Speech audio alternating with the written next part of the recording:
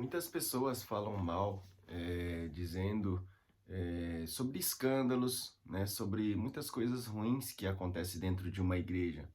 Só que precisamos entender que dentro de uma igreja é como se fosse um hospital, né? Muitas pessoas vêm com feridas, com mágoas, grandes experiências ruins, muitas das vezes as pessoas passaram e na igreja elas chegam, né, para ser tratadas, para serem cuidadas por Deus. E hoje em dia, assim como na época de Jesus, acontece um erro muito sério, né? E precisamos entender, ter sensibilidade para que nós não venhamos cair nesse erro. Qual é esse erro? Vamos estar vendo lá na palavra de Deus, no Evangelho de Mateus. Evangelho de Mateus, capítulo 9, versículo 9.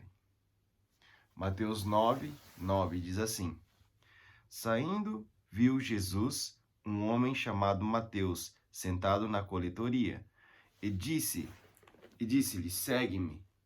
Ele se levantou e o seguiu. E aconteceu que, estando Jesus em casa, à mesa, muitos publicanos e pecadores vieram para cear com ele e seus discípulos. Quando os fariseus viram isso, perguntaram aos discípulos dele: Por que ceia o vosso mestre com publicanos e pecadores? Mas Jesus, ouvindo, responde: Os sãos não necessitam de médico, mas sim os doentes. Portanto, ide aprender o que significa isto: misericórdia quero e não sacrifício, pois não vim resgatar justos, e sim pecadores, né? O que Cristo está querendo nos ensinar aqui? Muitas das pessoas acham que as pessoas que estão dentro da igreja são todos santos, né? Que tá tudo bem, tá tudo ok, e sendo que na verdade não é bem assim. Todos que estão ali estão num processo de transformação, né? E Jesus, o bom pastor, ele realmente deseja trazer transformação em cada vida ali. E o que aconteceu aqui nesse contexto? Os fariseus viram Jesus tendo contato com os publicanos e os pecadores e o estavam julgando, criticando ele por isso, né?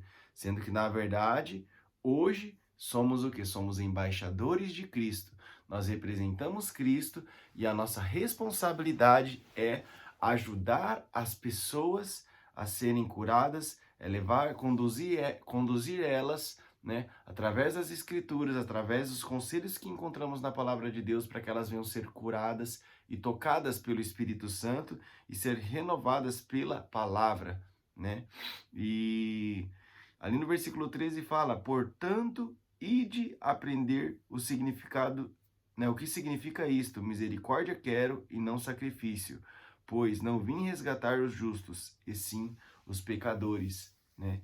Então, o que Jesus deseja nos ensinar?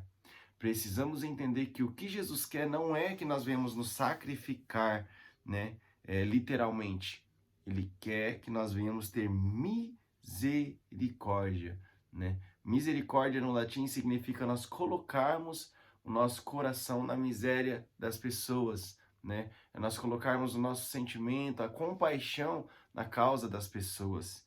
Porém, por outro lado, a misericórdia no hebraico já não é exatamente o coração que se trata, né? Quando você pega o significado de misericórdia ali em Isaías 49, quando fala que pode uma mãe se esquecer do vosso filho, do filho do seu ventre, mas Jesus, né, Deus jamais esquecerá de nós, né? A palavra no hebraico ali significa marrém, e quando se fala em marrém, não é coração.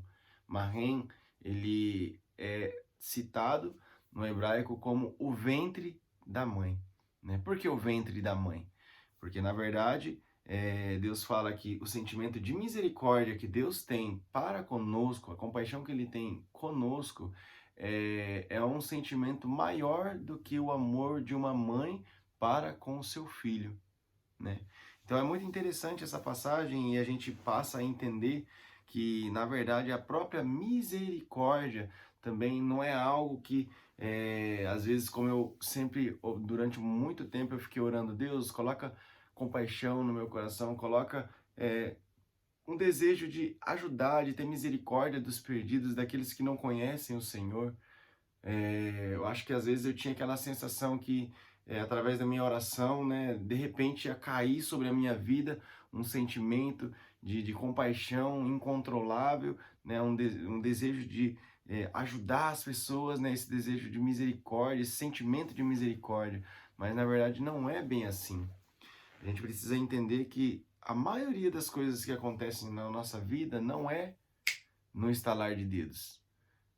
A maioria das coisas na nossa vida é construída, é um processo progressivo, né? Da mesma forma que nosso amor para com Deus, ele cresce a cada dia, ele cresce através dos desafios, ele cresce através das tempestades e tudo aquilo que nós enfrentamos, a misericórdia, né, que Deus quer que nós venhamos ter dos pecadores, daqueles que necessitam, daqueles que precisam dele, é um sentimento que é amadurecido no nosso interior.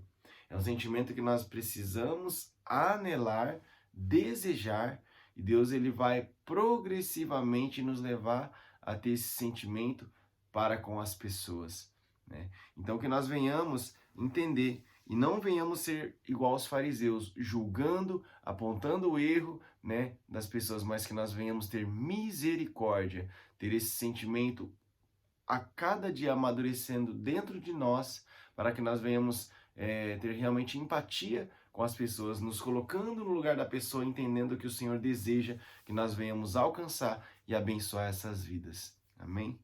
Deus abençoe, tenha um ótimo dia.